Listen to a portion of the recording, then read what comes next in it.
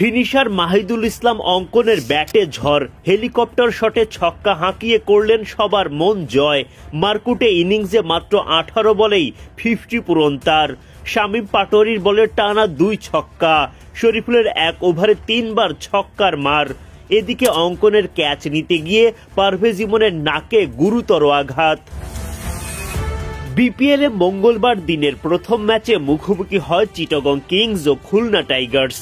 মেহেদী হাসান মিরাজদের বিপক্ষে টস জিতে আগে বোলিংয়ের সিদ্ধান্ত নেন চিটাগং অধিনায়ক মোহাম্মদ মিঠুন। খুলনার হয়ে ব্যাটিংয়ে নেমে শুরুটা ভালোই করেন নাঈম শেখ।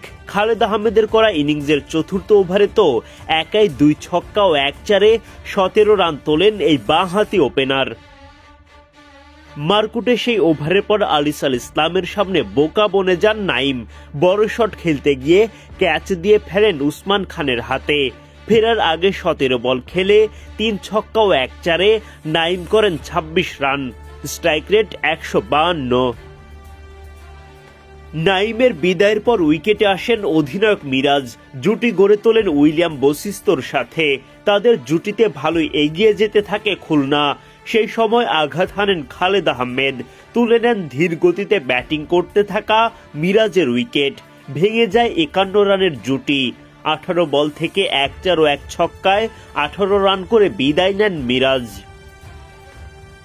খরুচে বোলিংয়ের মাঝে খালেদ তার দ্বিতীয় শিকারে পরিণত করেন ইব্রাহিম জাদরানকে।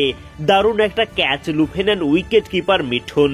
এদিকে একের পর এক উইকেট হারানোর মাঝেই উইলিয়াম ঠিকই লড়াই চালিয়ে যান বুক চিতিয়ে, তুলে নেন দারুণ একটা 50। ডাগ আউট থেকে মেলে বাহবা, ব্যাট উঁচিয়ে সেই অভিবাদনের জবাব দেন এই অজি তারকা।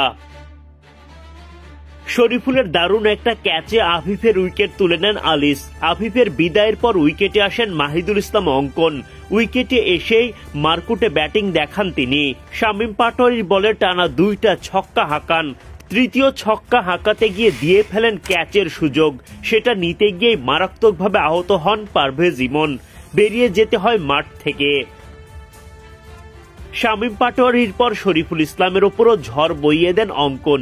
শরীফুলের করা 17তম ওভারে হাঁকান 3টা ছক্কা। দ্রুত রান বাড়তে থাকে খুলনার। ওদিকে বশিস্তও করতে থাকেন দারুণ ব্যাটিং। সব মিলিয়ে চ্যালেঞ্জিং টোটাল খুলনার ঘরে।